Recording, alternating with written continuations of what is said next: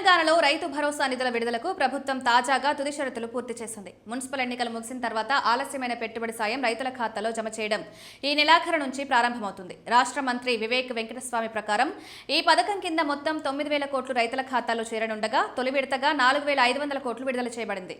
మిగతా 4,500 కోట్లు తర్వాతి విడతలో జమ చేయనున్నారు. రైతుల సంక్షేమం, రైతు పెట్టుబడులను ప్రోత్సహించడం ప్రభుత్వ ప్రధాన ఉద్దేశంగా తీసుకుని మొత్తం ప్రక్రియను వేగవంతం చేయడం లక్ష్యంగా పెట్టింది. సన్నబియ్యం పండించే రైతులకు కూడా బోనస్ సొమ్ములు అందించడం కొనసాగుతుండగా ఇప్పటి వరకు 92% రైతులకు ఈ బోనస్ అందించబడింది. ధాన్యం కొనుగోలు విషయంలో ఐకేపీ, డీసీఎంఎస్ కేంద్రాలు, మార్కెట్ కమిటీల సమర్థవంతమైన వ్యవహారాలపై ప్రభుత్వం ప్రత్యేక దృష్టి పెట్టింది. పేదలకు రేషన్ కార్డులు సమయానుకూలంగా పంపిణీ అయ్యేలా సులభతర ప్రాసెస్ను కొనసాగిస్తుందని మంత్రి తెలిపారు. ఈ నిధుల విడుదల ద్వారా రైతులు తమ పంట, జీవన విధానానికి అవసరమైన పెట్టుబడులను సులభంగా అందుకోవడం జరుగుతుంది. మున్సిపల్ ఎన్నికల కారణంగా ఆలస్యమైన నిధులు ఇప్పుడు సమర్థవంతంగా అందించబడ్డం రైతుల్లో హర్షం కలిగిస్తోంది.